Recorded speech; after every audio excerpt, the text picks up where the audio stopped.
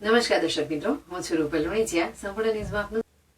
બનાસકાંઠા જિલ્લાના વિકસિત ભારત સંકલ્પ યાત્રા અંતર્ગત સરકારની વિવિધ યોજનાઓનો પ્રસાર કરતો રથ દાંતીવાડા તાલુકામાં ફરી રહ્યો છે. જેના ભાગરૂપે દાંતીવાડા તાલુકામાં વાઘોર ગામે વિકસિત ભારત સંકલ્પ યાત્રાનો રથ આવી પહોંચતા ગ્રામજનો દ્વારા રથનું સ્વાગત કરવામાં આવ્યું હતું.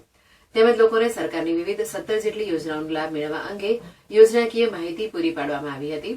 આ રથ દ્વારા સરકારે આદિજાતિ વિસ્તારોમાં લાગુ કરેલી પ્રજાલક્ષી યોજનાઓ કાર્યોની ઝાંખી દર્શાવતી શોર્ટ ફિલ્મ ગ્રામજનોએ રસપૂર્વક નિહાળી હતી. ઉપરાંત સ્થાનિક ગ્રામજનોએ યોજનાકીય બેનરો, પેમ્પલેટ થકી સરકારની સિદ્ધિઓ, ઉપલબ્ધિઓ અંગેનું સાહિત્ય વિતરણ કરીને લોકજાગૃતિ લાવવાનો સરાહનીય પ્રયાસ કરવામાં આવ્યો હતો.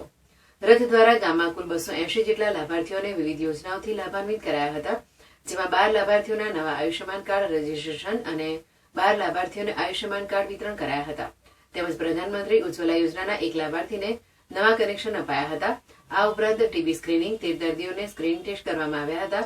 280 જનરલ લાભાર્થીઓ સહિત 280 લાભાર્થીઓએ વિકસિત ભારતના સંકલ્પ શપથ ગ્રહણ કર્યા હતા.